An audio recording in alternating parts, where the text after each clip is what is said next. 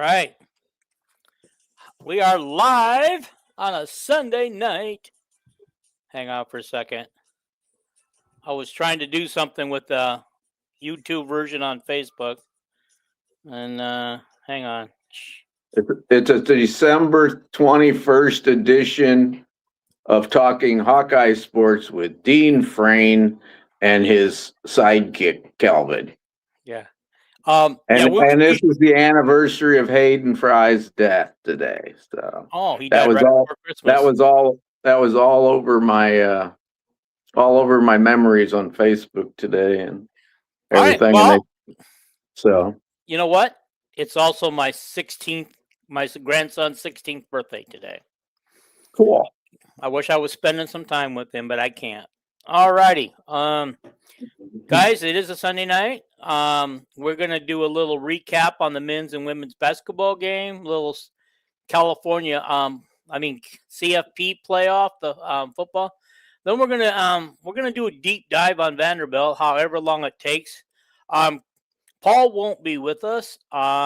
Jason should be late, and we got a special guest coming in later who also will be late, but he's gonna come in too. So we got plenty of people to share their Vanderbilt knowledge with you tonight. You know, and we got some cool stuff to share about them, some deep stuff.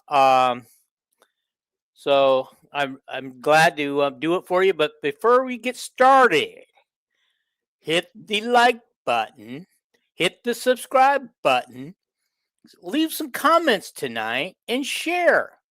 Share it away. Share it with everybody. Now it's time to share it with all your Vanderbilt friends. Yeah, let's get it all over the SEC. You know, they don't respect us anyway, so let's just share it with them and see what happens.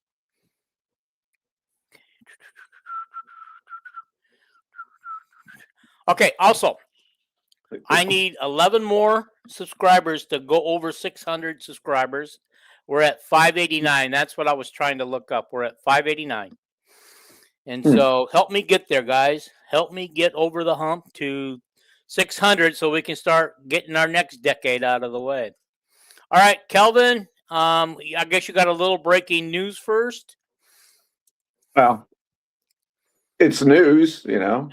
Well, another piece of news was that Eli Store, Mr. Store, the tight end for Vanderbilt, I guess, is opting out of the bowl game. You know, he hasn't officially said so yet, so I'm just gonna take that with a grain of salt right now. Yeah, I believe it myself. But anyway, the news today. Of course, the men and women basketball teams both are at number 12 on the NAT rankings. That's kind of a coincidence. The men really jumped up. But the big news today was the number one wrestling recruit in the world for women, Everett Laydecker, committed to Iowa today. She's a world champion. And off the top of my head, I don't remember where she's from, but that was big news for the women. And other big news, I got my Christmas present on today, my DJ Vanami jersey. And anyway, I got it through the Nil store. If you're going to buy Hawkeye stuff, go to the Nil store and you can search for Iowa Hawkeyes. You can't get a Cam Buffington jersey yet. I guess we're going to have to wait till he actually plays. But DJ Vanami, the guy I claim, because over a year ago I started mentioning him on podcasts, and like Corey Breda, they were all talking about, well, Kerry Burt, not Kerry Burt, but Burt, the freshman tight end, and Anderson from Missouri were so good, and I just kept typing in the comment, Vanami. I didn't know how to say it at that time. I think I called him Vanam at that time, like Vietnam, Vanam. And now some people call him Vaname. Some people call him Vanami. I don't care. I just know he's 81. And I just type in there, never drops the ball. And nobody could pronounce his name. Nobody said, well, who's that? You know, walk on tight end, I said. But yeah. Anyway. We're in pretty good shape for tight ends next year. Yeah, and all the ISU tight ends went into the transfer portal today. Some people are wanting Iowa to pick up one of them, but I don't know. Yeah. Okay. About everybody for ISU's in the transfer portal. So. All right. Well, let's start breaking down real quick the games, the men and women's games. Let's start with the women's. I mean, that shouldn't take very long. They were a 24.5-point underdog, and they lost by 26. So you got to know, you got to ask yourself, what do these bettors, gambling places know that we don't know, because they got that one real close. And so, so anyhow, Sarah Strong was as good as advertised. We just didn't have an answer for her. So let me see what I got here. I want to make sure I get all the stuff I'm supposed to have here, where I can talk about it, everything I did online.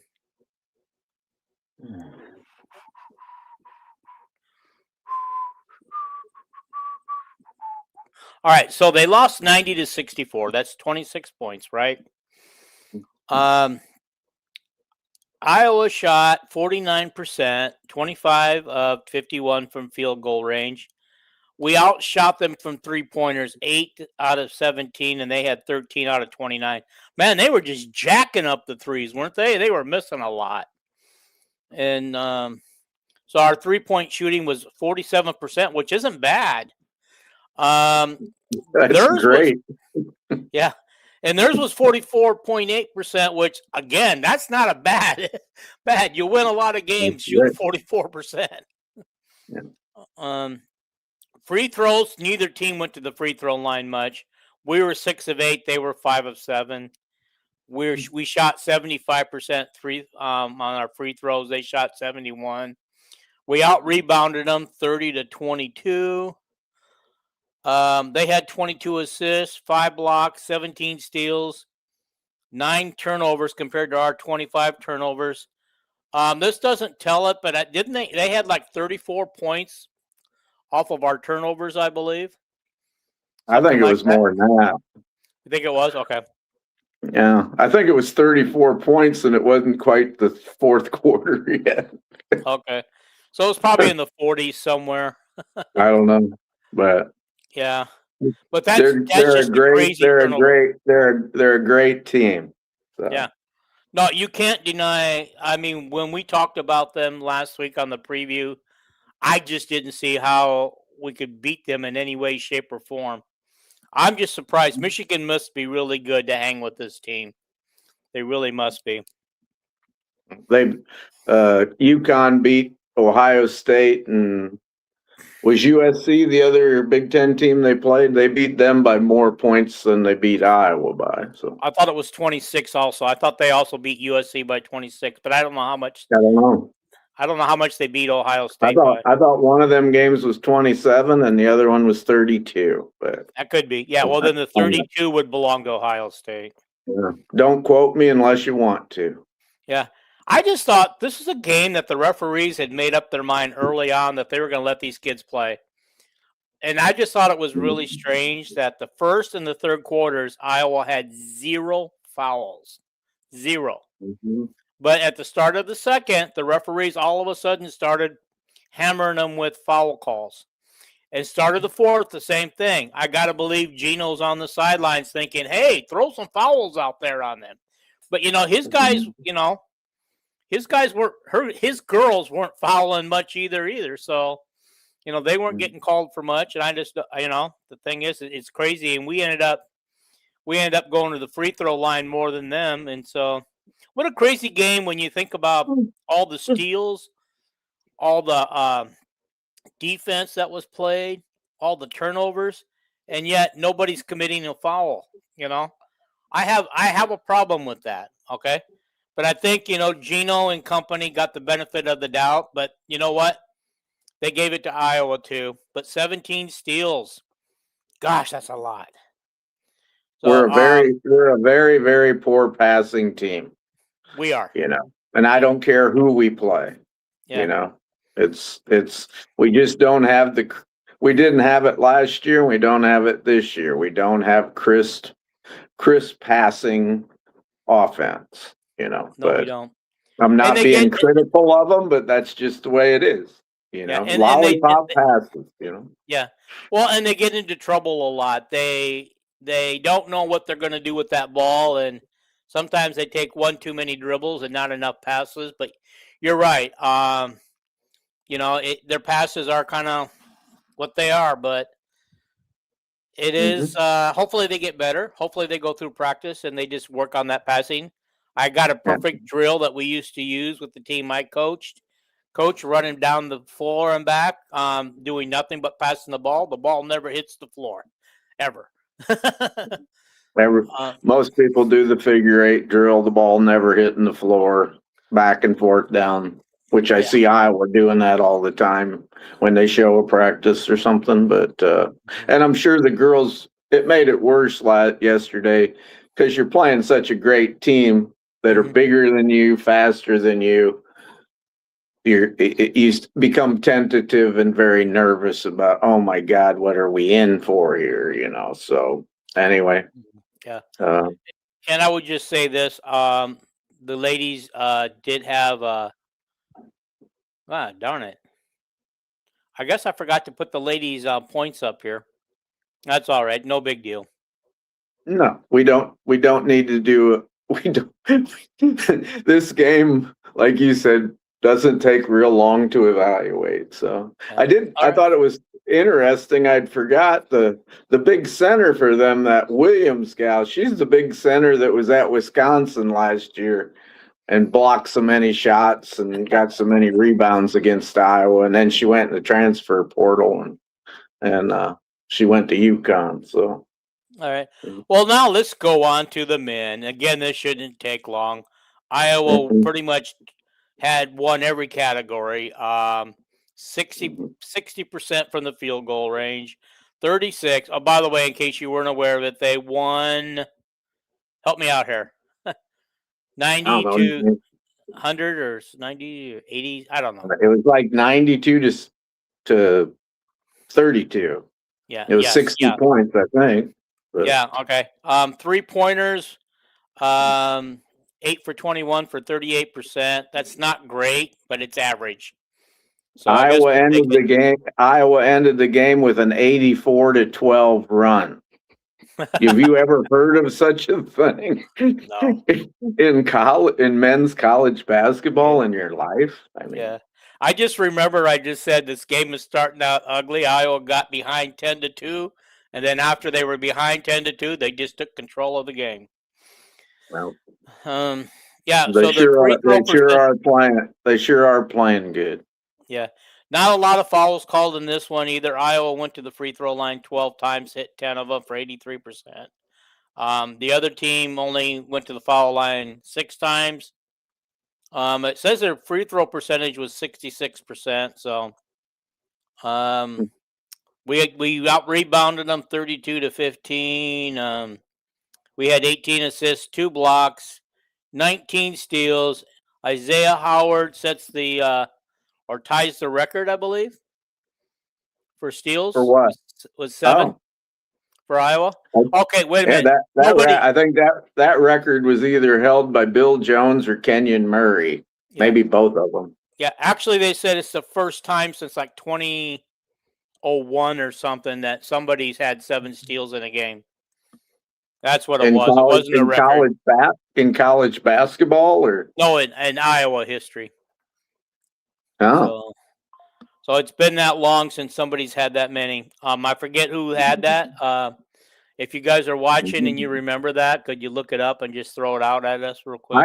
I know for a fact that Bill Jones held the single game steals record, and that would have been back in 84, 85, 86 there sometime. Isaiah Howard, I'm sorry, did not break the record. He was like 4th on the list. This is just the first time it was like the first time that since somebody did it since like 01 or something. I know. I think Kenyon Murray ended up being the career steals leader. Now somebody could have ended up breaking that, but yeah. Okay. Anyway. Anyway, they had 25 steal turnovers. We only had 9. We had 48 paint points, and the fouls were like, stuff. This is a game they didn't need Sturts. I think this game proved that they can get by without Sturts sometimes. But Sturts, his stats weren't overwhelming, but he only had 8 points. It might be the first time this year that he didn't have double figures. Mm-hmm. But Manuel had 8. I like watching him play. Koch had 0, and so he had a rough game as well, but he only played 13 minutes. Did you say Manuel? Who's that? Oh, Manuel. Manuel. Okay. Yeah. Okay. All right. Combs had 13 points. Banks had 16 with 9 rebounds. I thought for sure they'd put him back out there so he could get a double-double. If that had been Lisa Bluter with Caitlin Clark, she'd have thrown her back out there to get another board.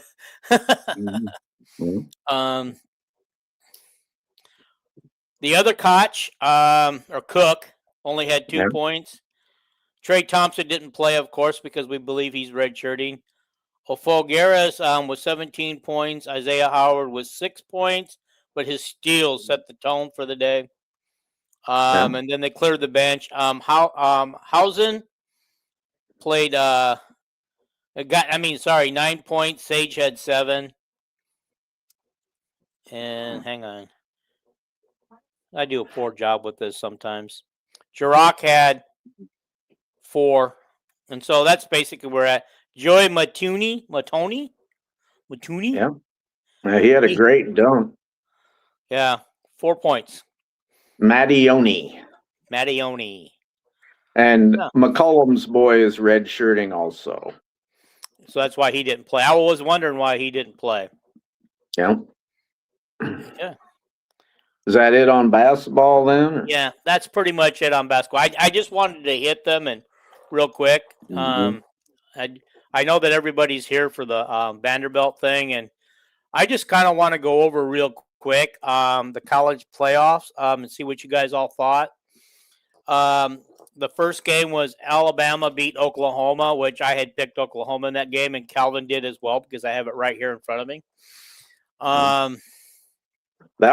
Neither one of them teams played very good. Oklahoma did at the start, but it's like I'm sitting there watching them. I thought, God, I wish Iowa was playing them guys. But. No, they get out to a quick 17-0 lead, and then it's just like, what the heck happened? Mm-hmm. I mean, they missed field goals. I mean, both teams were missing field goals. Even the field goal kicker, who I guess he had kicked 24 in a row, and he won the Garza Award for this year for field goal kicker, and he missed them. He missed the last two of his career. He missed his last 2. Now, who did he play? He played for Oklahoma. Yeah. Yeah. They had the Groza Award winner, the punter. Oh no, that's the Ray Guy Award. They had the Ray Guy Award winner, the punter, and boy, it raised my eyebrows. He dropped a snap. They're ahead 17-0, and he drops a snap that gives Alabama pretty much a touchdown. Yep. And then he punted, the best punter in the country, Dean, and I think he averaged 30 yards a punt. I was wondering if was the mob paying him to have a bad game or what? and then Oklahoma again, their quarterback threw a pass and their wide receiver was open, and he hits him right in the hands and he dropped it. And I thought, boy, is there a bunch of mob money on this game or what? I mean, it ran because gambling's so big now. I just worry about games getting fixed. Yeah.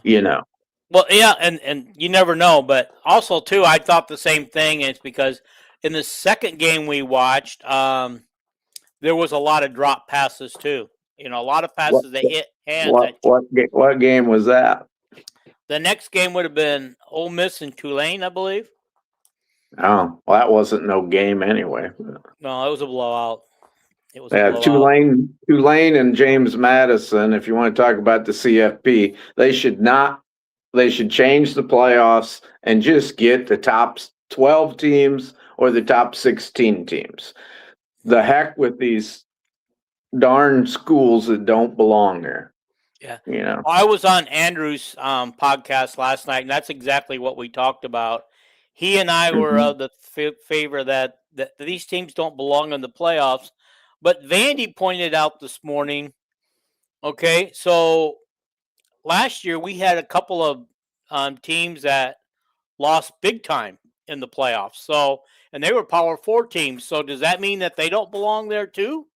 well, Because did they lose to Power 5 teams? yes, Power 5 teams losing Power 4 to losing to Power 4 teams big time in the playoffs.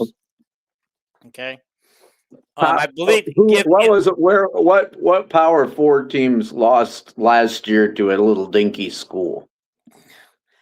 Okay. Nobody lost to a dinky school. That's what I'm trying to tell you that. I asked you the question. I said, did these Power 4 teams that lost big last year, like Tennessee lost big to Ohio State, but they weren't playing freaking James Madison or something? No. Yeah. That's what I'm trying to say is you asked and I said to another Power 4 team. Okay, but I'm talking about these Power 5 teams that don't belong in the top 16. You mean the group of 5 teams? Group of 5 teams. Whatever you call them. To me, you just invite, if you're going to have 16 next year, 24, however many, just rate the top 16 or the top 24 and leave James Madison and Tulane at home. Well, the thing is I believe the group of 5 should have their own playoff system, and it's only fair to them too, because let's face it, they're never going to get out of the first round, but teams like Notre Dame and Vanderbilt get left out of the playoffs, even Virginia, because James Madison and Tulane took spots that, I got to believe that any one of those 3 teams would have fared better in those against the teams that they lost to. Well, I'm going to give James Madison credit against Oregon. Okay.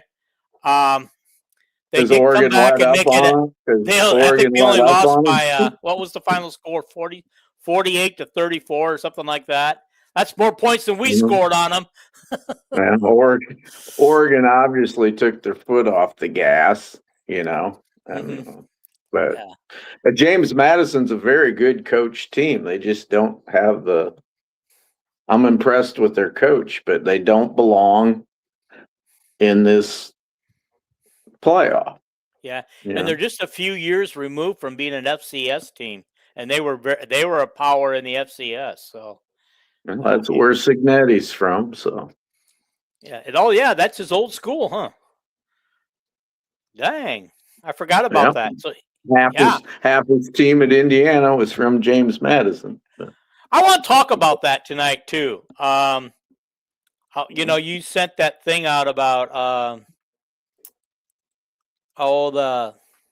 the 5 stars and 4 stars on these playoff teams. Yeah, the versus. I'm talking about the recruited high school players versus the transfer portal guys. How many are starting in these playoff teams? And the percentages, I don't have it now. I don't have it with me anymore. Georgia had the most high school kids and the fewest transfers. Georgia only had like 10 transfers. Teams like Indiana and some of them other teams had like 57 transfers.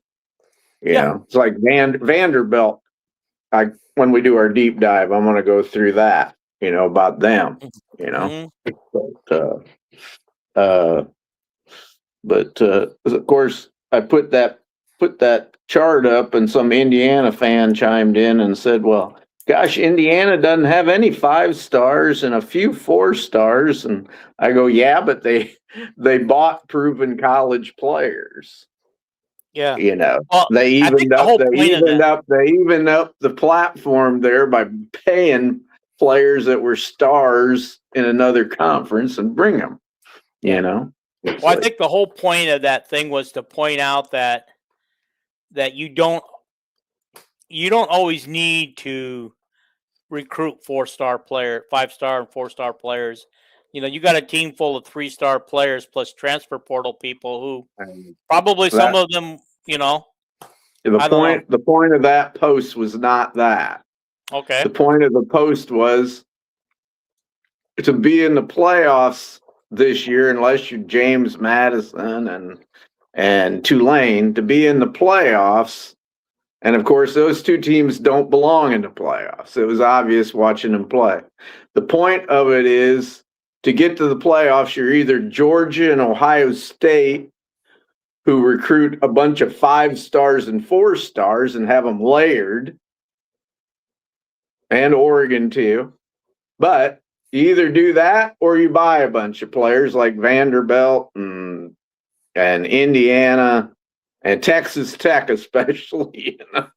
It's like, but Ohio State and Oregon do the best job of recruiting high school players and then using a bunch of money too. They bought a bunch of, they spend $30 million on the transfer portal and paying their NIL to all them 4 or 5 stars. But that was the point of the post. Okay. Was that you can do it one way or the other. Unfortunately, Iowa doesn't do either. Yeah. We don't recruit a bunch of 5 stars. We don't have a 5-star on the team. Nwampa was not a 5-star. Some people call him one. He was not one. And then we don't spend. We're in the bottom quarter of the Big Ten even in spending on transfers. So, but anyway, that was the point of that post. Yeah. Well, I'm looking at this. The last CFP game is Miami beating Texas A&M yesterday. But they're both about even. They're both about dead even. Recruits versus transfer portal people. So, but you know what? I've had enough of this talk and CFP and everything else. It is time to talk Vanderbilt. We're going to play them in the Raya Bowl, and I just screwed it all up. And welcome to Vandy Chris, who there he is, right on time. Perfect. Well, he timing. was here for a minute or two. I just killed him until we were ready. Oh, okay. So, how you doing there? You ready to go? I'm ready to talk some Vanderbilt football. All righty. Yeah. I just want to, before we get really started and get deep dive in there, I took a look at something on the Athlon magazine and their predictions for the season for both Vanderbilt and Iowa. And Vanderbilt was predicted 14th, so they were getting no respect from the magazines. None. And Iowa was predicted 7th, which is, I think they finished 6th, tied for 6 and 7 with Washington, I believe. So I think that they got that part right. Iowa's bowl game, of course, Vanderbilt wasn't picked to go to a bowl game in this magazine. But they hit the bowl game right on the money, but they got the wrong school. Yeah. They didn't pick Vanderbilt to have a winning record. They did not. Nobody did. Okay. Not a single publication or website. In 2021, I can kind of understand it. In 2021, they were 2-10. In 2022, they were 5-7. In 2023, they were 2-10 again. And then along come NIL. And last year they were 7-6. And then this year, what are they? 10-2? Yes, sir. They should have been in the playoff. But I said that 3 weeks ago. Well, I just want to. I couldn't understand it. I just want to mention for Vandy's sake that Chris and I had Vanderbilt's back last night, but listening to Vandy this morning on our group text, he would not agree with us, and we were saying that the Tulane and gosh dang it, James Madison, our smallest president. Yeah. James Madison. Yeah. Okay. Mm-hmm. should not have been in the playoffs, and they took spots away from teams like Vanderbilt and Notre Dame, who probably should have been in, or at least maybe Virginia. And so, but even though that would have benefited Vanderbilt getting in, Vandy does not agree with us on that point. He believes that those teams had the right and they earned their right to be there. I'm correct on that, right? Difference of opinion. So just difference of opinion. I can explain it like this. You can't play as a P4 school, you cannot play those teams and build up your record against them and then tell them that they're not allowed to participate in your playoff. It don't happen like that. If you don't want them in the playoff, write your athletic director and tell them to stop playing them. Because you can't have two different standards for the same teams in one division. You can't. It's already been to court. We just going to go by winning percentage then? I mean, the conference champions have to get in. Yeah, except in the ACC, the conference champion did not get in. Because the rules are set up, the top 5 conference champions. Mm-hmm. Duke was the conference champion of the ACC. They weren't one of the top 5 conference champions. They weren't. Yeah. Well, everybody knew it going in. I would change the rules to just pick, if we're going to have 16 teams next year or 12. We're not. It's still 12. It's still 12. Or we don't know what next year is going to be, Dean. We're still under the same TV contract for next year, so it's still 12. I'm telling you, it's why the Big Ten schedule has not been released yet, because they're in negotiations. But anyway, whatever number of teams they have, I would just change the rules and just say, we're taking the top 12 teams. We're taking the top 16 teams. We're taking the top 24 teams. And if Tulane, who shouldn't be on the field, or James Madison, who obviously didn't belong there, if they ain't one of the top teams, I'm sorry. Okay. So let's have a discussion if James Madison belonged. Did you know that they put up 509 yards of total offense against Oregon? Yeah, did you notice that Oregon took the foot off the gas? Okay, and Guess what? Tennessee played at Ohio State last year. This is a P4 team, a Power 4 team from the SEC. Ohio State. Got beat by 30. Got beat 31-0.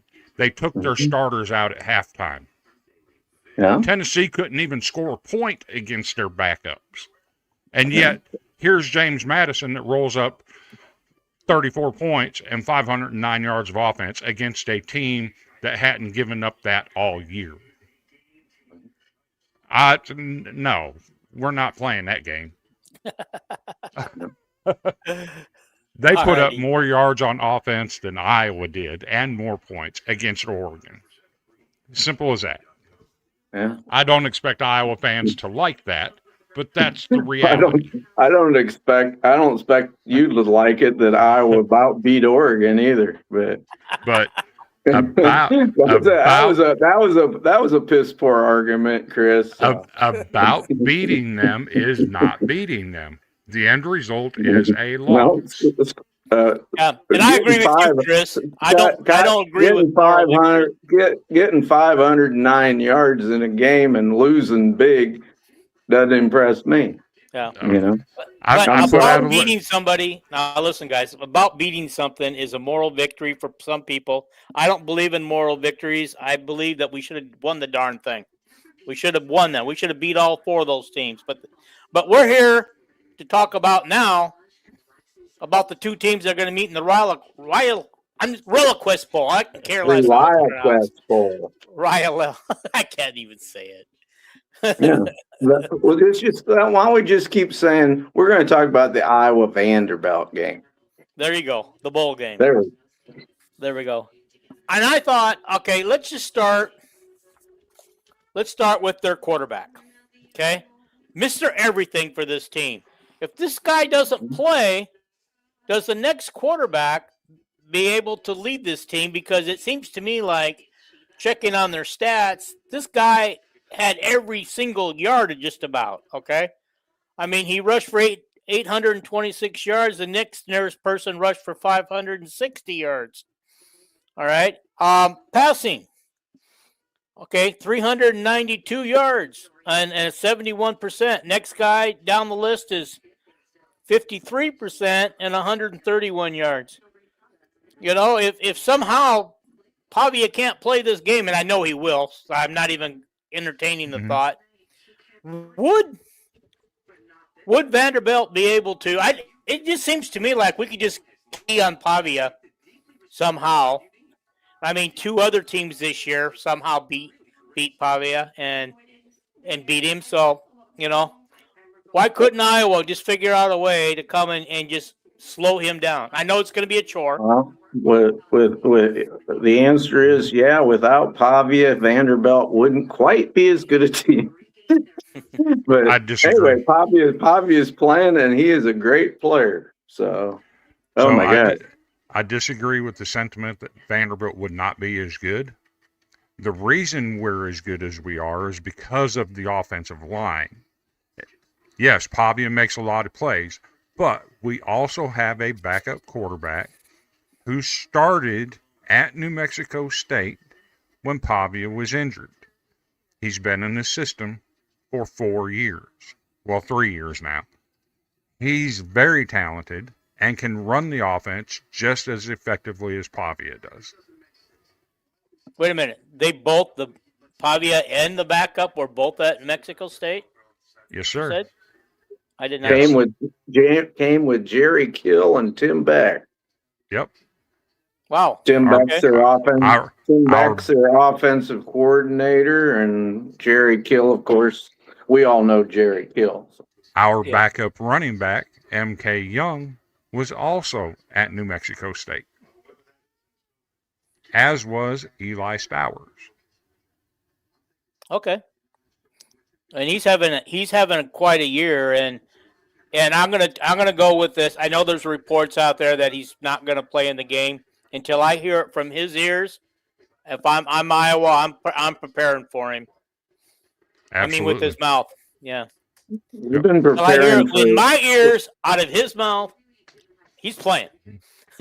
Exactly. Well, and he was just interviewed today. Mr. Store, you know, Iowa's been preparing for him, you know, all the time. And Iowa will figure he's playing, but when Pete Thamel says he ain't gonna play, Pete Thamel is almost never wrong. But we will see. You know, I want to play. I wouldn't blame him for not playing with his. He's going to be a first-round draft pick. You know, Pavia's not going to be a high draft pick or anything. It'd be terrible for him to blow out a knee or something in a bowl game. But yeah, the only reason why I'd understand it if he didn't play, is what I'm saying. Yeah. I wouldn't say, oh, he's a wussy. Yeah. Okay. Now let me talk. Three-way people ahead. here. There's 3 people here. Okay. Yeah. All right. I mean, Vandy, correct me if I'm wrong, but the only reason why Stowers has all these yards and stuff is because he's had about 15 to 20 more passes than the next 2 guys in line, but they have better statistics after catch. You know? So it's weird that you asked that, right? Yeah. Well, that's why I threw it out there, because stats can lie sometimes. Eli Stowers is better able to get open than other guys.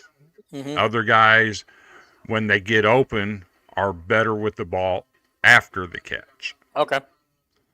Can I answer that? Yes, you can. Because I've been watching Vanderbilt play ever since I found out they're playing. Sometimes Vanderbilt has 5 receivers in a game and the tight end. Yep. You know, just Pavia in the backfield. Guess what, Dean? Mm-hmm. When you have 5 receivers in the game and Pavia throws to all different ones of them, they ain't going to build up near as many individual catches as Mr. Store. Does that make sense? His name Stowers? When you spread, I don't know what his name is. Stowers. Okay. Stowers. Yeah. Okay. Anyway, when you spread the wide receivers passing between 4 guys, and they got a bunch of good receivers, fast receivers, good hand receivers. You got to understand is, he gets the tight end catches, but when he spreads all these pass attempts to the different wide receivers, they ain't going to have 50 catches apiece. If it was a 2 wide receiver offense, he throws the wide receivers a lot. Yeah. And they get some deep passes and some short passes that they turn into long yardage. That's the answer why Store has so many more receptions than anybody else on the team. So it's math. Yeah. So something one of our leading pass catchers, believe it or not, is our running back out of the backfield, Cedric Alexander, catching the ball and breaking a big play. Yeah. It's like I got 6 kids. 5 of them are girls. 1's a boy. I spread the gifts between them. And then somebody says, well, God, your girls got more presents than the boy did. It's because I spread them out. Mm-hmm. So. All righty. Sorry, I'm looking for something here. The thing too is, I got all my stuff here, and I've lost track of what I'm trying to do here. Just how come Vanderbilt only has a 40,000 seat stadium? Because it works for us. It's like the Northwestern of the SEC, like a high academic school that's smaller. Yeah, it's a smaller school. Our admission rate is less than 10%. But the problem being is the alumni, which is a large percentage of the fan base, is scattered nationally. It's not located centrally like Iowa. You're within a 4-hour drive everywhere in Iowa from Iowa City. So it's easy for fans to get to Iowa City. We have alumni in Washington and Oregon and California. They're all over the place. So it's not easy for them to come back for ball games. So the 40,000 seat stadium works for us. Go ahead, Dean. Sorry, I interrupted. Okay. I was just kind of comparing their stats, like scoring per game. They score 39 points a game. I believe Iowa's at 28 right now, if I'm not mistaken. I could be wrong. Mm-hmm.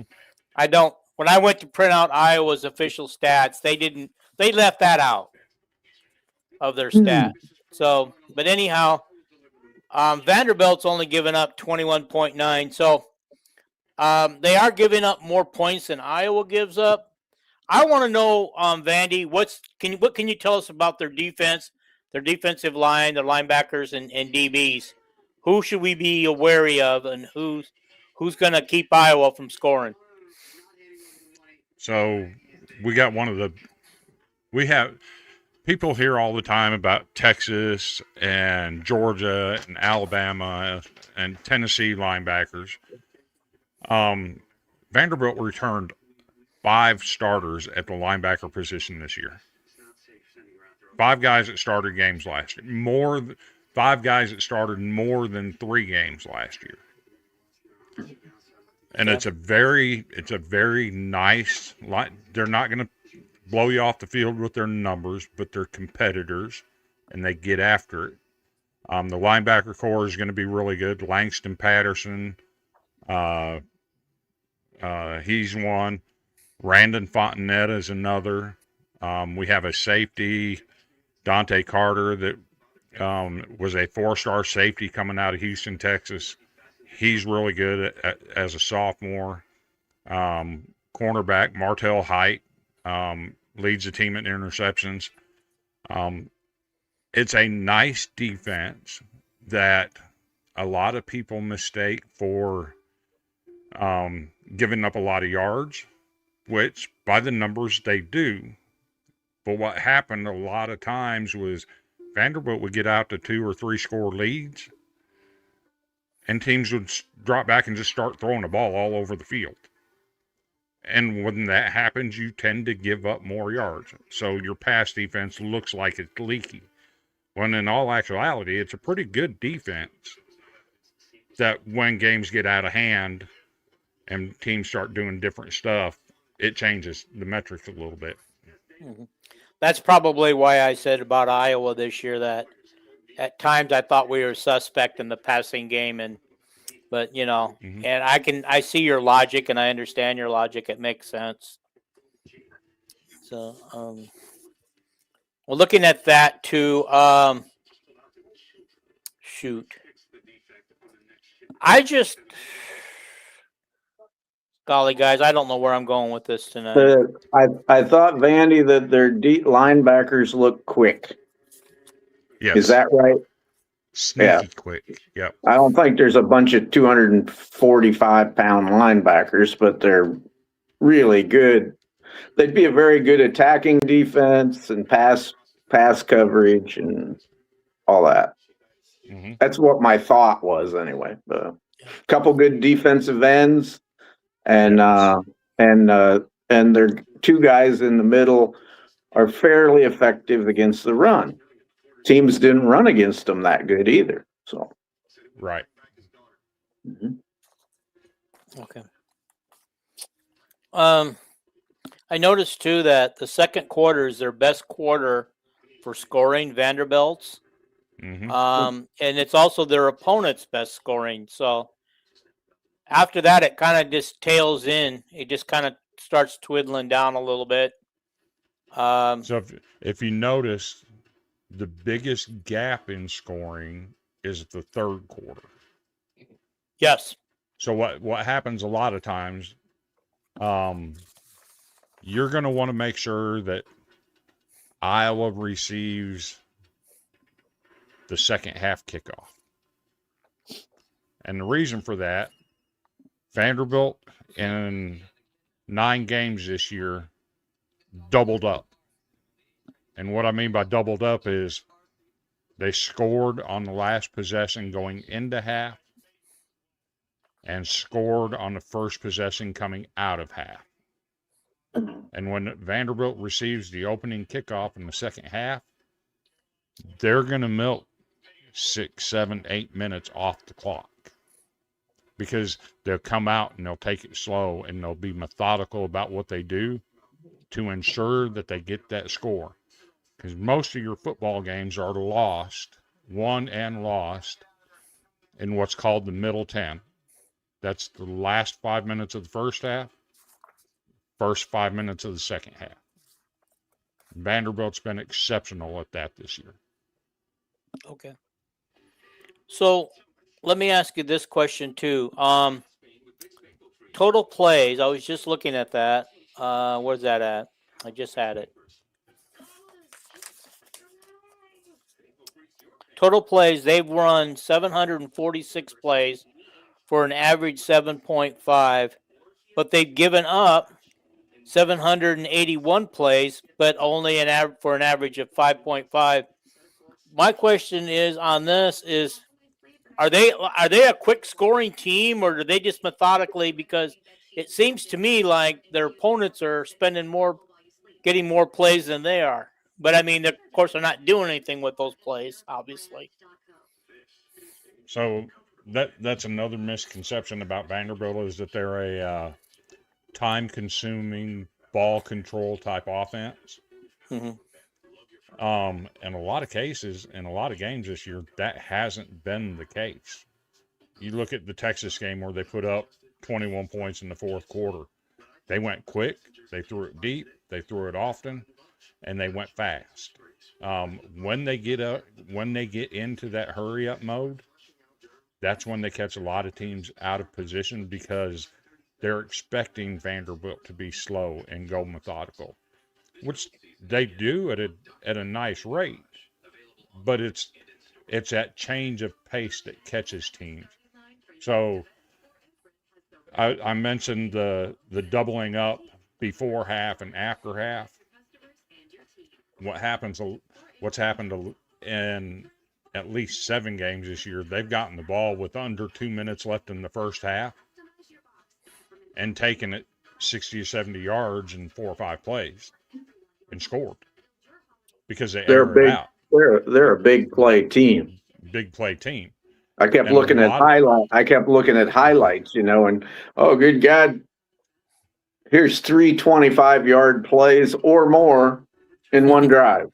Right. And 3 times 25 is 75 yards. And it's a lot of times that's happened in the last 2 minutes of the first half where you're getting the yards, your average per play goes up, and you're doing it in a few plays. So that's all that is. It's the change of pace that they bring in. When they decide to go fast, it cuts down on the number of plays, but it's still just as effective as doing it the slow and methodical way. Yeah. Well, they average, Vanderbilt does 468 yards a game. Their opponents average 356 yards a game. Iowa, on the other hand, averages only 315 yards a game. That's sick. That's sad.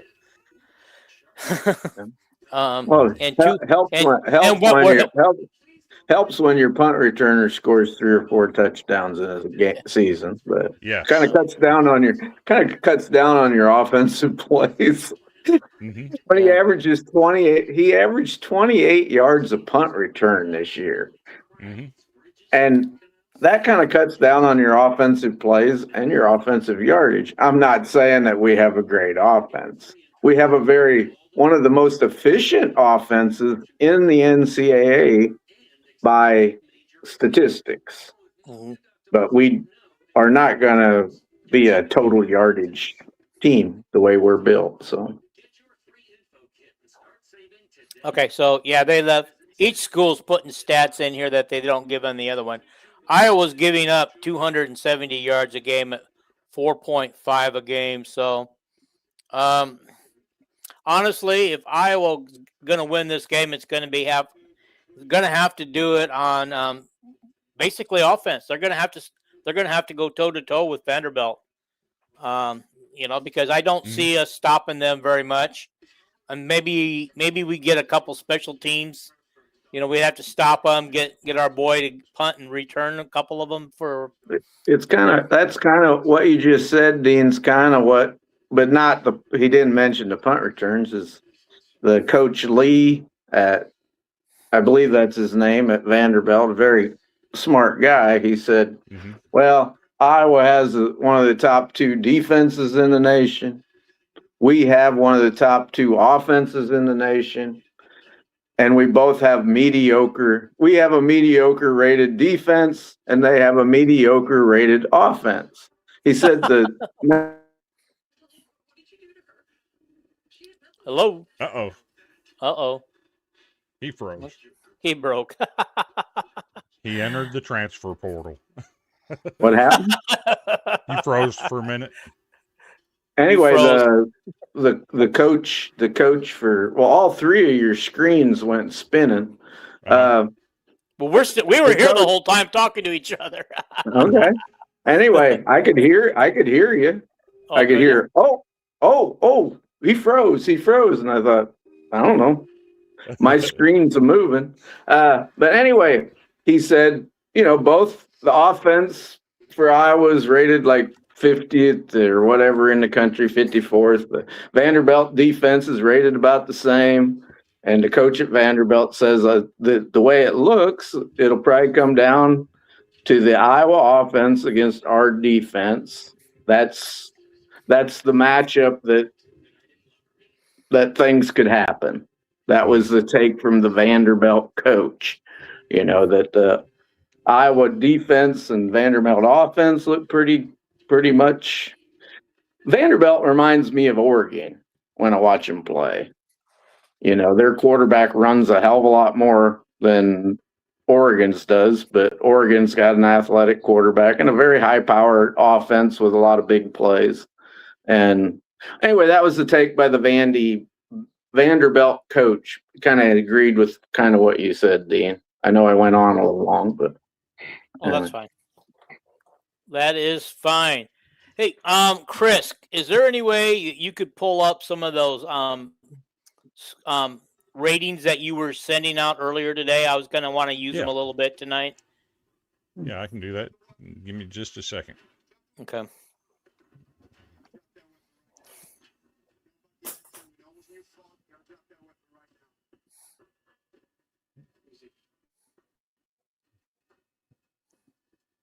Get over here to my messages where I put them. By the way, the Joe Moore Award's coming out this week, and Iowa fans are looking forward to it. Hope we don't get crushed by him picking Oregon. But while he's bringing it up, I'm going to go to a commercial break, guys. I'll be right back. Okay.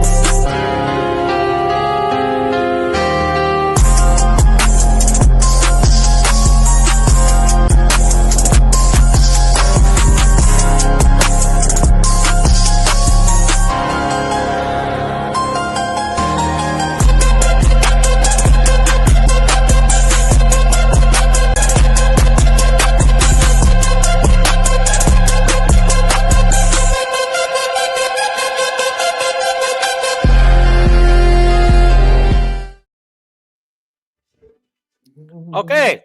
We're back. Give me just a second, and I'll make this easy for our viewers to follow along. Okay, I was just going to say, Vanderbilt's offense can move the ball in a variety of ways, including an up-tempo, pass-heavy attack, which I guess they did the last few games of the season. Vanderbilt has two extremely talented running backs in Cedric Alexander and M.K. Young, possibly the best tight end room in the country. So that there. I would argue that it's not possible. It probably is the best tight end room in the country. Are you reading the Vanderbilt deep dive that I sent you? Yeah, I am. Okay. Yeah, you read that whole thing. That was from a Vanderbilt insider reporter guy. Okay, so it just starts out. It just talks about Clark Lee, and he's took over in 2021, as you already said. I'm just going to kind of skip some of that stuff real quick. But yeah, I see. Is Jerry Kill at Vanderbilt right now? Yes. I just told you that. Yeah, that's what I said. I mean, we talked about a lot of stuff, and my mind's going way. Him and Tim back. Real quick on Jerry Kill. Mm-hmm. Diego Pavia kind of let cat out of the bag. Don't be surprised that after the bowl game, if Jerry Kill retires again. Okay. Well, he's been battling health issues for a while. Has he got some health issues going again? Had another cancer scare this year that he's been dealing with.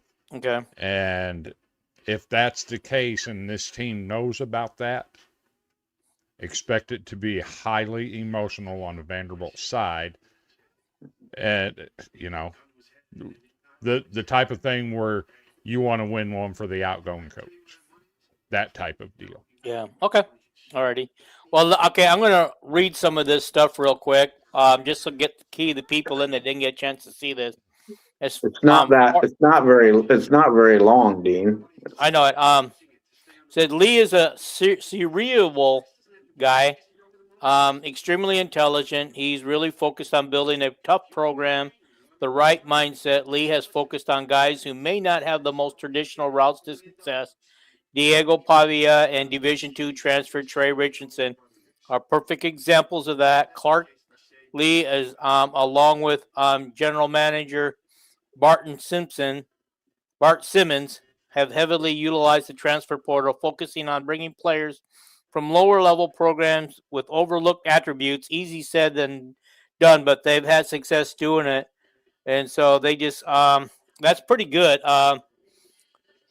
Diego Pavia is the definition of a gamer, and this year he's dramatically improved his throwing ability. Last year he completed under 60% of his passes. He's over 71% this year. That's really amazing, a 71% completion. Pavia has pocket awareness, which has helped the offensive line a lot. He's not a burner, but he's extremely capable runner with a good feel for when to break the pocket. Most importantly, Pavia is asked to do a ton in the offense, and he executes the Tim Beck scheme nearly to perfection. Pavia is also the heartbeat of this team. He walks with swagger, carries himself with confidence or cockiness. I would say more cockiness than anything else. Pavia is also the heartbeat of this team. Okay, never mind. I reread that part. Depending on who you ask, this bleeds over into the rest of the roster. You need someone at the helm with unique me, us against the world mentality to turn that what was historically the worst program in the SEC to by a large margin. I might want to point out that Vanderbilt turning their program around this year and Indiana turning their program around last year are probably two of the biggest success stories I could think of right now in college football. From outside looking in, it looks like the offense is basically Pavia making plays. How would you describe it, and what makes the offense move so well? This is the Tim Beck offense. Is extremely difficult to defend, especially with a quarterback with as much experience in the scheme. Vanderbilt utilizes a lot of multi-back sets, a lot of motion option RPOs. Last season, Vanderbilt won games by winning time of possession. This year, Vanderbilt's offense can move the ball in a variety of ways, including up-tempo pass, heavy attack. I already read all that. Okay, and then Eli Stowers is a NFL-ready tight end, too fast for linebackers, too big for safety and corners. Stowers is a definition of a matchup nightmare. Stowers is unafraid of catching passes over the middle in big moments and has elite hands for tight end. The connection he and Pavia have after years of playing together is also something that only comes up at rep after rep. And so, wow, guys, I'm impressed. They also go into the offensive line, how that they've tried to improve that this year. They've got a new strength and conditioning coach to try to make their offensive line still. I think that thing says they'd like to have a bigger, stronger offensive line in the future, and they think they will. And then, it went into the defense. It was only like 4 paragraphs long, that whole write-up. Yeah. No, I tried to read it. I tried to skip over the questions. Chris, you want me to put that up there now for you? Yeah, I got 2 images down there. Just click on the first one. We can talk about that. And then, yep. So this is the highest graded tight ends in the SEC. So you see Eli Stowers up there at number 2. It grades out at 81.6. Our number 2 tight end, Cole Spence, he's just a sophomore. He grades out at an 80.6 at number 5 in the SEC. That's crazy. So I know there's a lot of talk about Stowers that he may or may not play. I know there was an interview done with him today at the NCAA volleyball tournament where his sister is playing for Texas A&M, who may end up being the MVP of the Final Four. And he didn't say anything about it. So if he does not play, Cole Spence is right there to take over. He's just as dangerous. He's just as big. He's just as lengthy. And he's got just as good a hands. And he gets overshadowed. He gets overshadowed a lot because of Eli. Is that fair to him? He knows he's number 2. He has no problem with it. He just goes out and makes plays. He's just a man waiting his turn, isn't he? Yes, sir. Yeah. Is he built different? They're built a lot this same size, same height, same weight. Great hands. The Stowers kid looks like a basketball player. Yes. He is not a blocking tight end. He's more of a hybrid guy in the NFL. He'll be a pass catching tight end. Now, he reminds me of a much taller Mike Evans or something. Not built as thick as Mike Evans, but a lot of times they'll use Cole Spence as a 6th offensive lineman. Yeah. So he can go both ways. You wouldn't use Stowers for that. Right. Yeah. But he can line up on the inside and be a 6th offensive lineman, or he can go out wide just like Stowers does and run the deep routes and do the things that he does. Yeah, Iowa has a tight end, and they call him a fullback, though. Hayden Large, who basically is their six blocking lineman, too.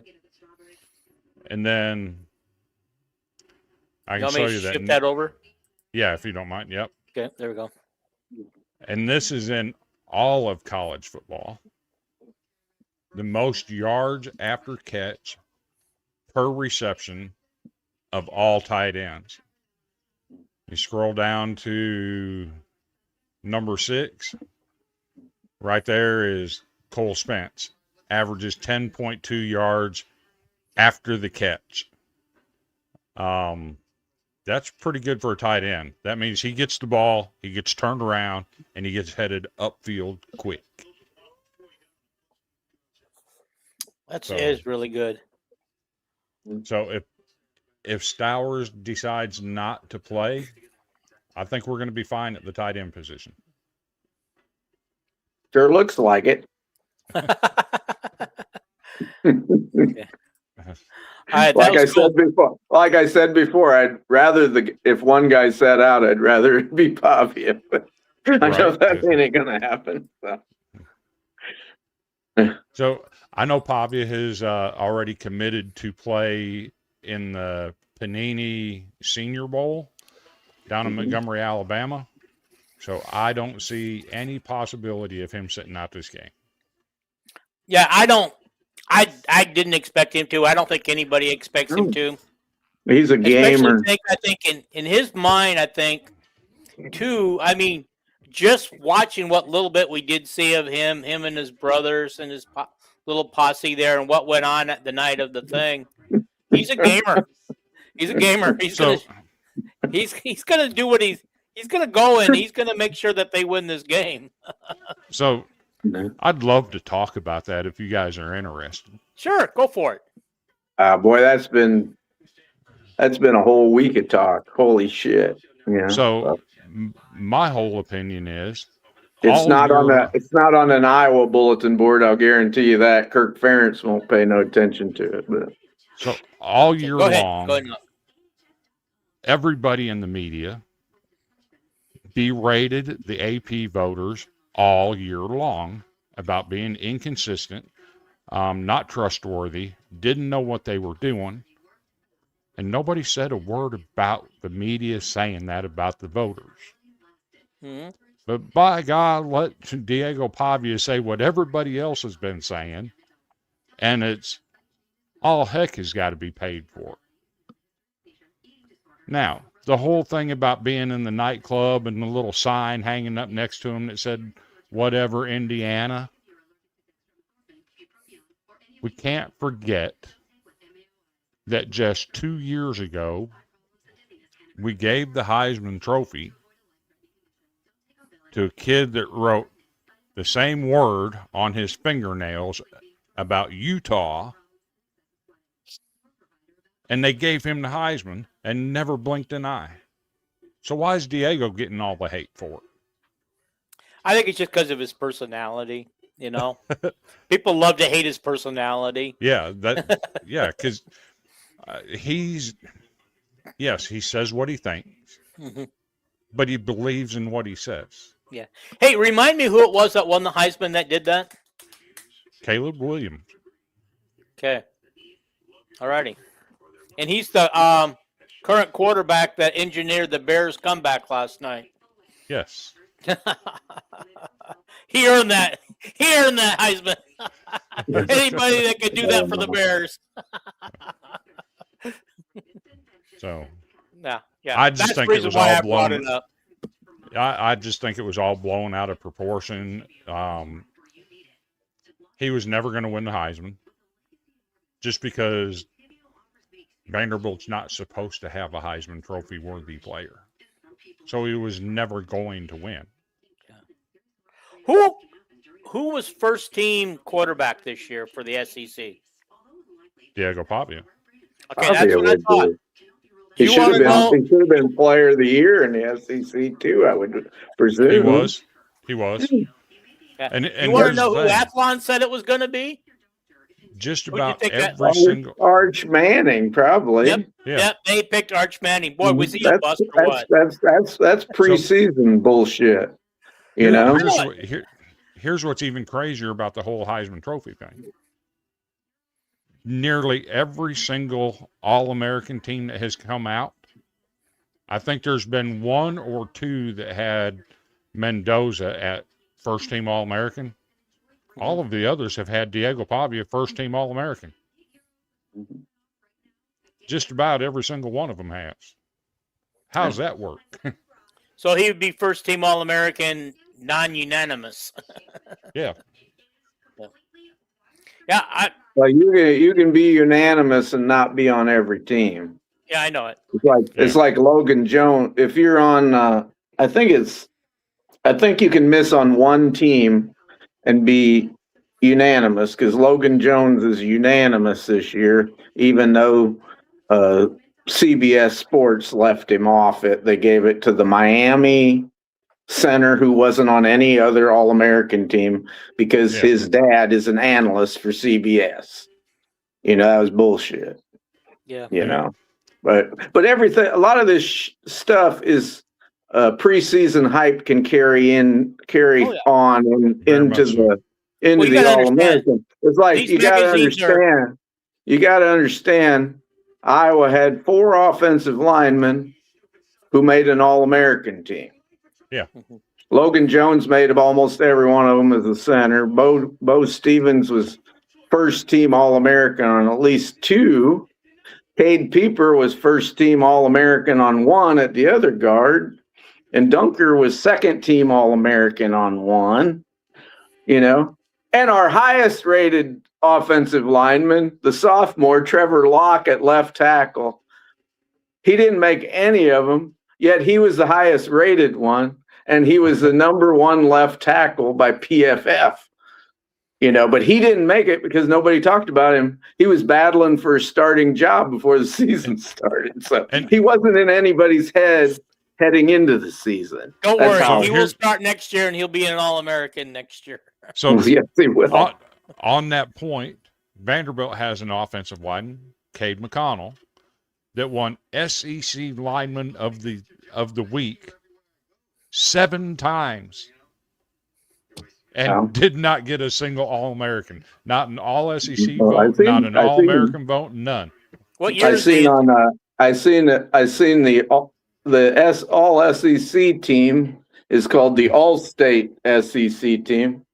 Vanderbilt didn't have anybody on the first team offensive line, the second team offensive line, nor the third team offensive line. Yet we had an offensive lineman win SEC Offensive Lineman of the Week 7 times. I know you just said that. He was a center. That's or something. crazy. Yeah, Cade McConnell.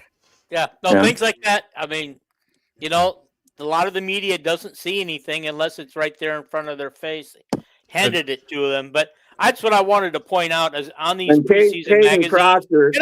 Wait a minute. Let me I just finish. want to say something about Caden. Caden Proctor was he made first team on a couple All-American team, and he was second team on all the other ones. And that guy, if you watched him play, he cannot pass. He cannot He is pass. not that good. They keep a tight end to chip.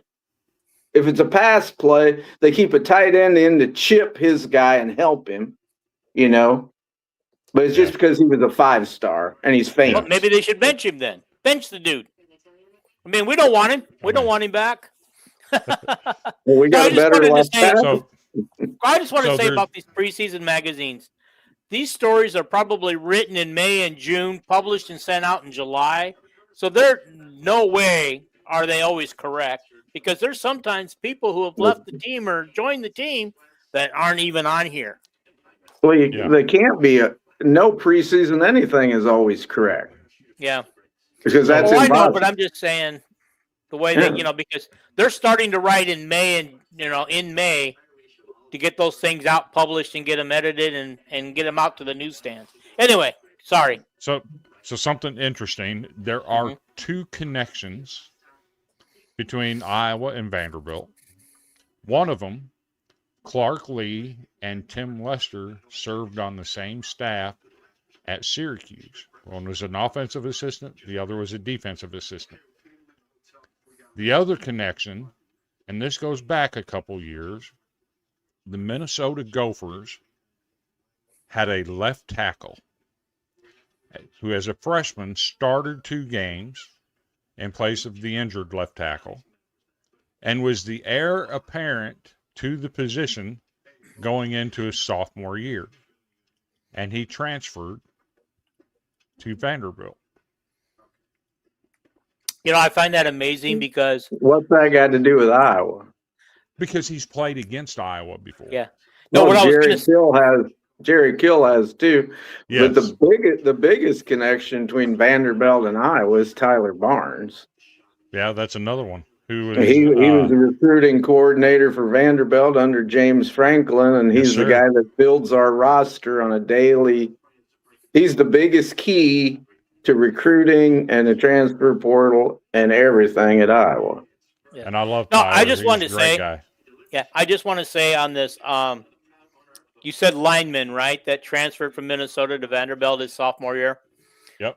I just want to say is, because at the time, Minnesota, they're an average team with a couple of successes, 9-10 win seasons in there. You leave a team that's a winning team in the Big Ten at that time to an SEC team who is a perennial bottom feeder in there, or was. Yep. Okay. And so I just find that whoever was the coach that talked him into leaving Minnesota and coming to Vanderbilt did a hell of a job of selling it. And that offensive guys leave for playing time and money. I want to read you something. Now, the Vanderbilt offense, 9 of the 11 starters are transfers. Mm-hmm. The backups to the starters, there's 11 more of them, right? Mm-hmm. 7 of the 11 backups are transfers. So 16 of their top 22 players are transfers. Yeah. It seemed like they spent a lot more money and got a lot more transfers on offense than they did defense. Defense, only half their starters are transfers and only 3 of the backups. So it's 8 of 22. Yeah, but I don't think anybody's disputing the fact that Vanderbilt. Just let me finish. You can compare Signetti and Vanderbilt. Because Signetti and Vanderbilt, Lee and Signetti, let's say, they were terrible teams until the last 2 years. And both of them, of course, Mark Cuban ain't the main money guy at Indiana. They got 2 other billionaires. But you got Mark Cuban buying players for both these teams, Indiana and Vanderbilt. That's the thing that you got to delve into. I know both Cignetti's a great coach and this Lee guy's a great coach. I mean, Michigan wanted Lee terribly, and so did Penn State. I think his name's Lee. Okay, But anyway, you also have to say that great coaching plus money. Yeah, but we also That's can key. say that they may have spent the money on these guys, but none of these teams bought a lot of 5 stars anyway. They bought a lot of underrated people from smaller schools, and they're winning with them. Yeah, they bought something that's better than 5 stars. Mm-hmm. People with proven college football players. Yes, I understand that, but I'm just saying that is I know that you said that Cuban's pouring money into both schools and helping them buy these players, but these guys can't be getting paid a whole lot since they were under the radar guys. They're not It's not like Vanderbilt went and took off the Chris can tell you how much top quarterback and running back and wide receiver out of Alabama, which they'd have to pay into the millions to get. Chris can tell you what Cuban paid him last year. So tell him, Chris. Mark Cuban has made 2 donations to Vanderbilt's NIL fund of $15 million for a total of $30 million. In the transfer portal in football, after the 2024 season, coming into 2025, Vanderbilt spent $9 million. The focus of that was on the offensive and defensive line. 4 of the 5 starters on the offensive line were transfers that were brought in last year, and all 4 were ranked in the top 10 of the offensive linemen in the transfer portal. That's a metric that can work at Vanderbilt. You don't have to go out and get all the 4 and 5 star playmakers. If you can build an offensive line, if you have an offensive line, you're going to beat people in the trenches. And that's where football games are won. Everybody knows that. Everybody knows that an O-line and a D-line is where it starts. You build from the lines back. Yep. But talking about the kid that transferred from Minnesota to Vanderbilt, that's another offhanded Iowa connection, because that coach then left and went to Wisconsin, and his family are Hall of Fame coaches at the high school level in the state of Iowa. And they would When did this guy go to Wisconsin? 2 years ago. Yeah. Who are the Hall of Fame coaches in Iowa? Are you talking about A.J. Blazek? A.J. Blazek, yes, sir. Yeah, he just got fired, unfortunately. Did they fire him? When Kirk Ferentz is a great guy. And anyway, he got fired, and Blazek come down and visited, and Kirk was about to leave for that news conference with Coach Lee, 2 weeks ago for the bowl game. And AJ said, "Tell Coach Lee hi." And Kirk goes, "You know him?" And he told him the whole story. He built so it was right on videotape. Yeah. Here, Kirk Ferentz is introduced to Lee, and he goes over and shakes hand. He goes, "Nice to meet you, Coach Lee." And he said, "AJ Blazek says hi," like that. And Lee's face lights up like, "Wow." Yeah. And then I think Kirk said something to him about help find him a job. Why can't Kirk help find him a job? Blazek came to Iowa under Hayden Fry and played 1 or 2 years for Hayden, and like 1 or 2 years. He was Kirk's first starting center. Yep. So about that, you go back and look at the Vanderbilt schedule, right? Or records over the years. So Clark Lee inherited a team that had gone 0-10. It was the first winless team in the history of Vanderbilt. Fired Derek Mason, got him out of here. Went 2-10. The next year, they went 5-7. Just missed out on getting a APR bowl game, which would have been huge. But we won 2 SEC games that year. A.J. Blazek was the offensive line coach. Well, then they called the offensive line the Grease Gang. Well, two of those guys graduated. The next year, the offensive line wasn't very good. So he was asked to leave so they could bring in Chris Klinakis, who used to be at Kansas State. And you know some of their offensive lines were some of the best in football for a long time. So we brought him in. But we had some guys on that team that were very selfish. They weren't focused on playing football. They were focused on money, NIL opportunities, things of that nature. We ended the year on a 10-game losing streak, lost all 10 of those games by double digits. I don't think there was a single game that was closer than 14 points in that stretch. At the end of the year, he asked all but one quarterback in the quarterback room. Well, Mike Wright decided to leave. He had already graduated. He went to Mississippi State. But all of the other quarterbacks in the room, except for Drew Dickey, were asked to leave. There's not a place for you on this team. 3 of our top 4 wide receivers, please go somewhere else. There's not a place for you on this team. And he completely rebuilt the roster. That's what makes this so incredible, what he's done in the last 2 years, because nobody expected it. Our win total last year going into the season was 2.5. We won 7. Going into this year, it was 4. We won 10. Nobody expected Clark Lee to be able to do what he's done, but he had to sit back and take a deep dive and look into what he was doing personally to make the program better. Mm-hmm. Barton Simmons. There was one person who knew that he could do it. The AD who hired him. Yes. The most. And I did misspeak a minute ago. I want to fix it, and then you can go ahead, Chris. AJ Blazek, he only played 1 year for Hayden and started for Hayden, and then 1 year for Kirk because he was a junior college guy. Go ahead. The single most important hire Clark Lee ever made, and people can say it was Jerry Kill or Tim Beck or Chris Klinakis. Any one of those 3 would be fitting. Barton Simmons, the director of roster control, was the guy who created 247 recruiting service. Did not know that. Grew up in high school with Clark Lee, developed 247 recruiting service.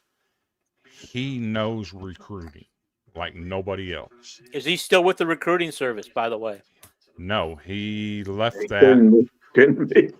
But didn't he buy the 247? No, he built it himself. Okay. From what I understand, he built it himself.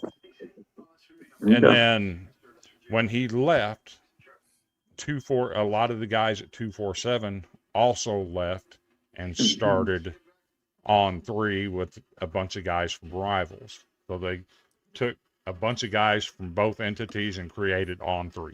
And now all 3 of them are on 3 now. Yep. Okay, I want to show you guys something real quick, if I can do this real quick, if it'll show up. This is my newly 16-year-old grandson with his girlfriend, and notice what they're standing behind them. Fragile. If you recognize that from the Christmas Story. Yes. That's in Chickasha, Oklahoma, and Warner Brothers Studio has sent a letter telling them to take it down, but the city won't do it. But anyway, my 16-year-old grandson today, he has a twin sister who will be 16 tomorrow. One was born before midnight and the other one after midnight. But anyhow, I just saw that picture and I just thought I had to share that. Yep. Okay. So also check the 2 rosters for NFL prospects. Yes. Okay, go for it. Vanderbilt, the only guy that's in the top 200. Is it 200? 200. Now that'd be 9 rounds. I don't know. The only guy that's really in the top 5 rounds for Vanderbilt's a tight end. Not Pavia? No, Pavia is No. 5'8". You know, great football player, but no. And he was not a good No pass. wonder he's He wasn't petitioning a- for another season. He's Yeah, not. it's like He's not petitioning for Hecklinski at another year. Iowa. Hecklinski at Iowa. He's listed at 5'11". He's really 5'8", 5'9" at the most. So He's very short. But anyway, I want to finish. So there's one guy at Vanderbilt that they have rated, you know, in the first 4 rounds, let's say. And then Iowa has a bunch of NFL prospects, you know, like the whole offensive line and a bunch of guys, Graves and defensive backs and all that stuff. I thought that was interesting. Even though Iowa doesn't buy players and they recruit a bunch of 3-stars, you know, that they do a good job of developing them. That was one of my deep dive things. Go ahead, you guys. So Go ahead. on Chris, the NFL, you got interrupted there. on the NFL talent thing, don't be surprised if there's 5 names from Vanderbilt called in the NFL draft, because I expect 4 of our offensive linemen to be drafted. I mean, they're that good. We have upwards of 20 to 25 NFL scouts at every home game checking out the offensive linemen. So don't be surprised if they're in there. They're that good. They're They good pass blocking unit. I watched them. I noticed that pass blocking is they can switch sides and play opposite sides. The whole deal. Good pass blocking. Yep. So you can tell their weight. You can tell their weight program is not on Iowa's level, and they hired a new weight guy, and that's their deal that they want to improve over. That's what Coach Lee said. They wanted to improve the weight program over what it was 2 years ago. Okay, well he's been there 5 years, so I'm sure he's working on it. Well, this is a new weight. This is a new weight and conditioning again. Yep. I don't know if it's this year was his first year or second year. But Rocksteiner came in last year with Coach Killen, Coach Beck, and Coach Clinic. All right, question for you. Another question. Mm-hmm. Okay, you said Pavia was only 5'8". Yes. I would expect a quarterback who's 5'8" to get a lot of balls knocked down by the defensive line when he goes to throw. I mean, so how's he avoiding that with the run, coming out of the pocket and moving the pocket? Okay. Some of the plays he creates are ridiculous. Yeah. You know, escape the pocket and go out there and get a big play throwing. And of course, to me, the key, well, we'll get to the keys of either team winning the game probably later. I'll shut up, but it won't be too much longer because we're getting close to the end. Okay, because I want to ask Chris an honest opinion. Okay. You know, how does Iowa win the game?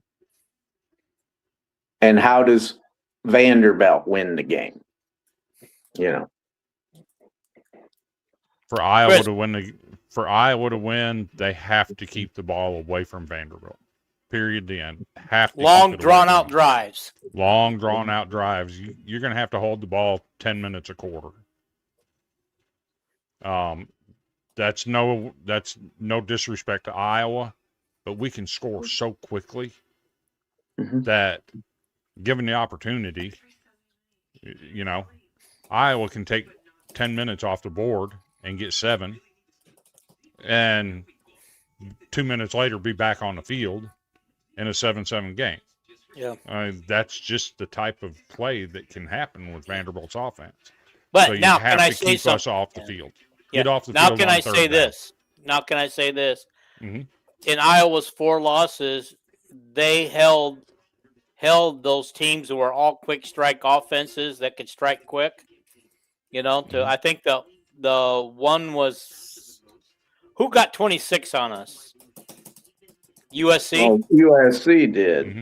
Yeah, that was probably the one that was the biggest one. the 26-24 or 26-21. Yeah. Phil Parker calls any big plays anything 25 yards or more. Mhm. I think we gave Indiana like 2 maybe. You know, and Oregon had like 2, I think. No, 3, because that quarterback run at the end of the game. So Phil's very good at that. But go ahead. Sorry I interrupted. One of the things Iowa has to prepare for, running backs out of the backfield catching the ball. It's not unusual to see MK Young or Cedric Alexander catch a little 3 or 4 yard pass, dump off to the sideline, and then break it for 40, 50 yards.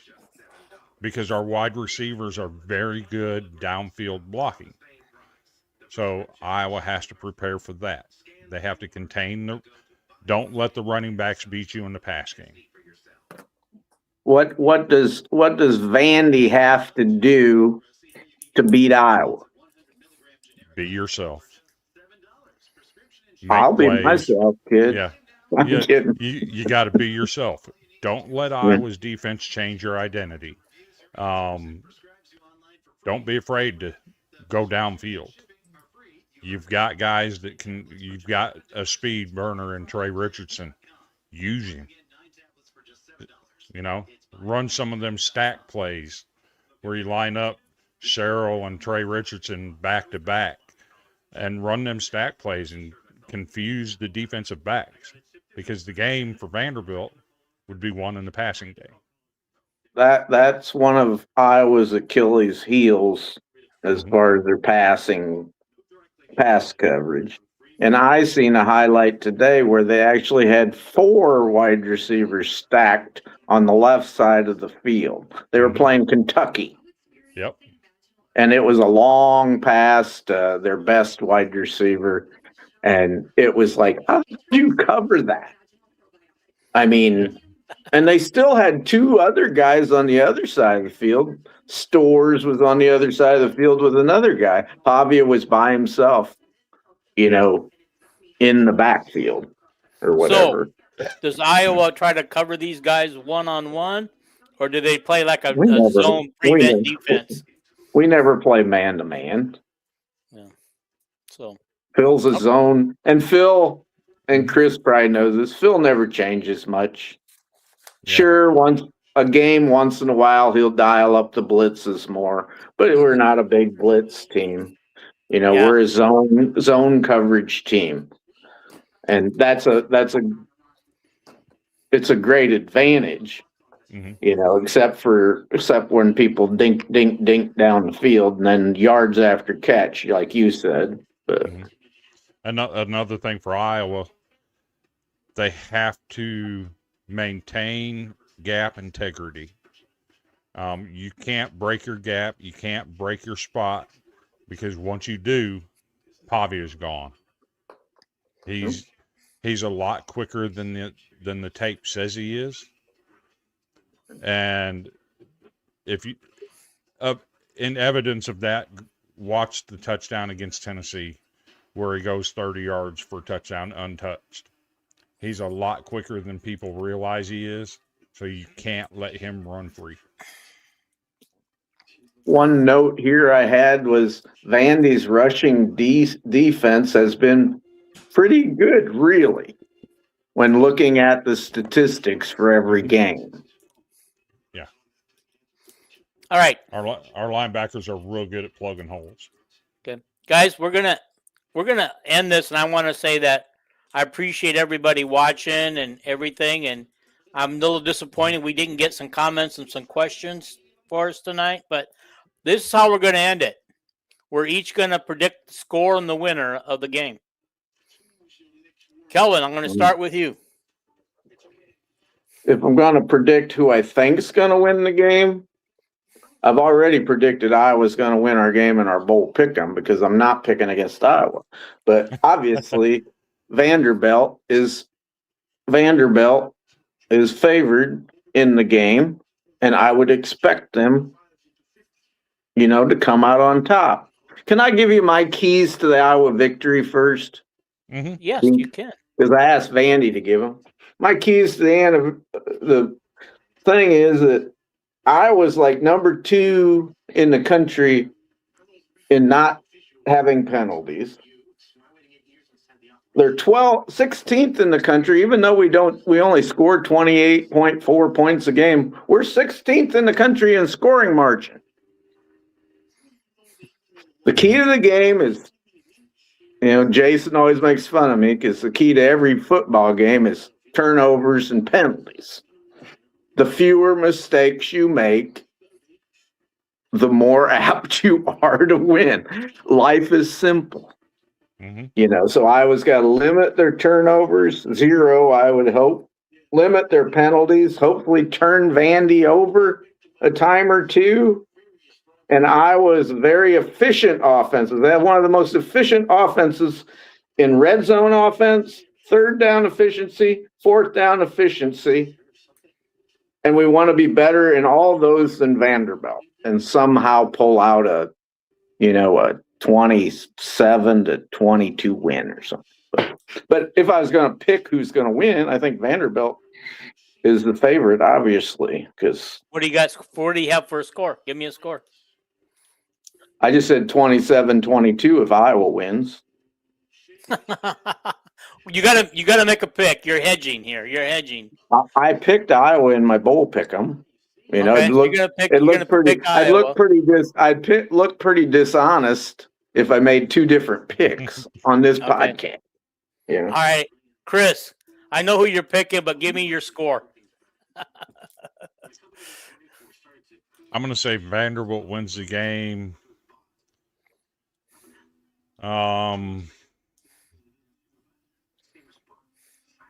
One of the factors I'm going to add in here is our field goal kicker, Brock Taylor. They can say what they want to about the kid from Oklahoma.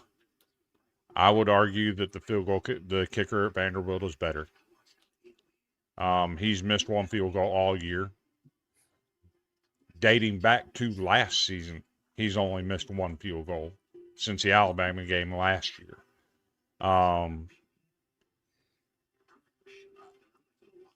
33-21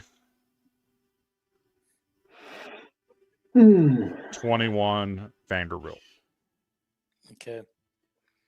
All righty. Well, first of all, on the Oklahoma field goal kicker, to miss the last, I don't know if he's a senior, if he's going to be back next year, but to end your season on missing 2 field goals after you hit 24 straight, Mm-hmm. it wasn't going to help him win the game anyway, I don't think, but anyhow. So, I also taking Vanderbilt.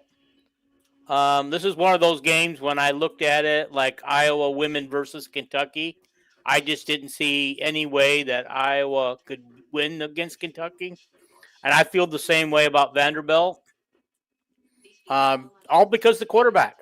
I think we can contain the rest of them, but I don't think we can contain Pavia, especially with the Moody's going to be in, not winning the Heisman and out to prove something, trying to get another year of eligibility. I think he's out to prove something, and so I think Pavia is out to prove something every time he steps on the football field. Just real quick, he is not out to gain another year of eligibility. He's posted it on his own social media. He's done after this year. He keeps the lawsuit going for all of the other JUCO I get athletes. it. I get it. Okay. If he pulls out of that lawsuit, the lawsuit dies. Okay. That's why Wetchen played this year, is because of Pavia's law. Weejan. You're going to finish this year on saying his name right. Weejan. Yeah.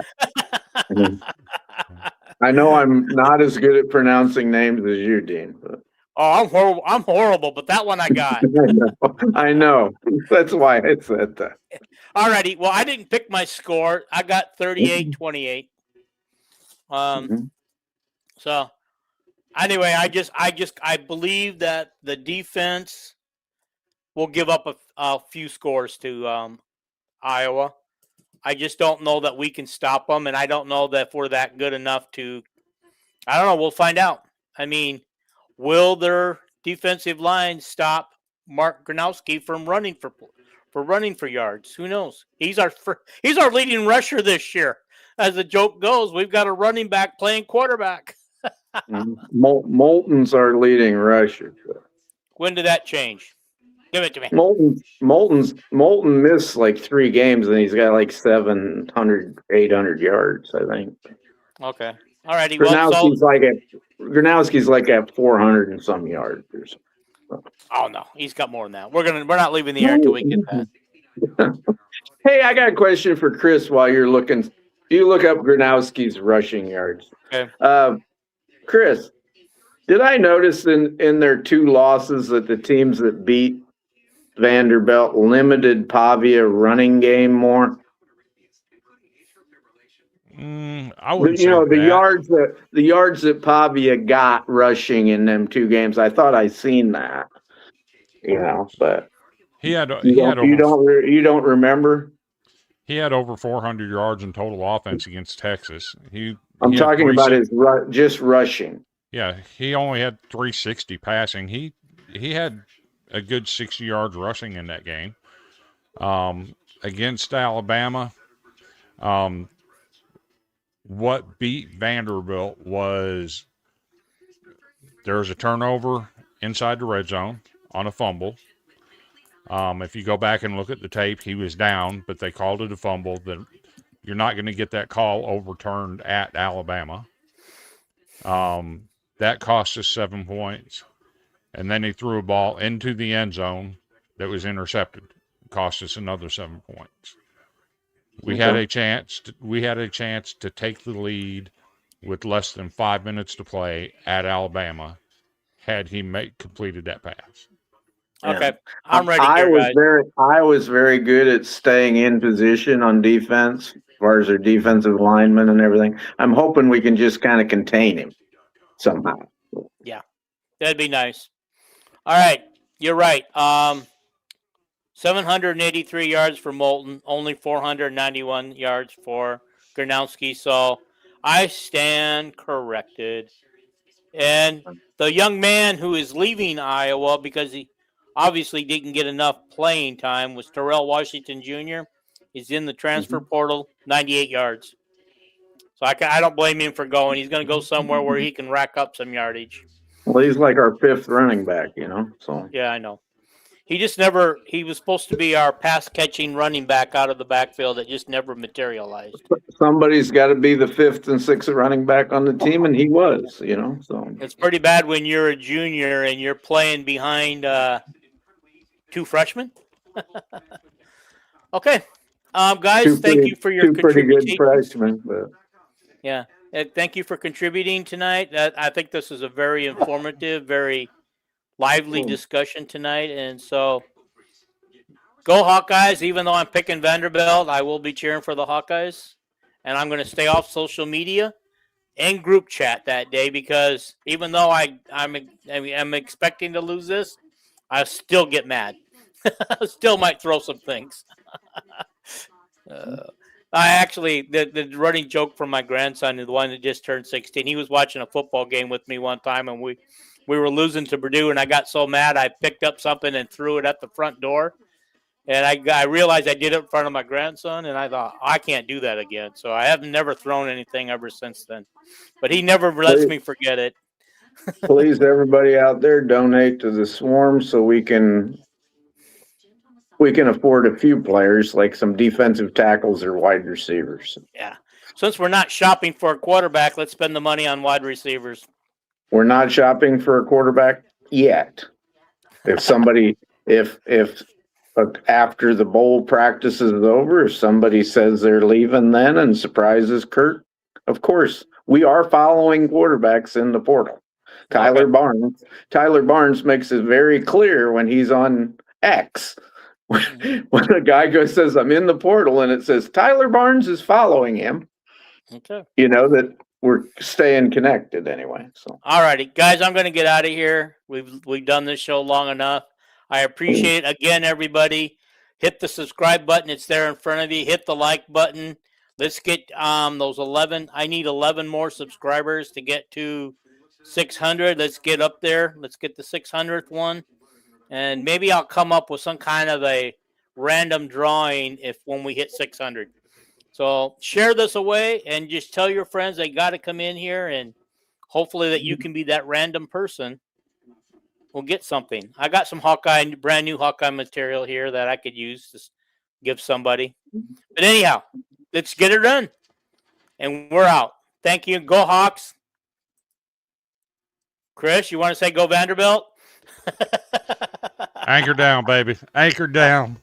All right.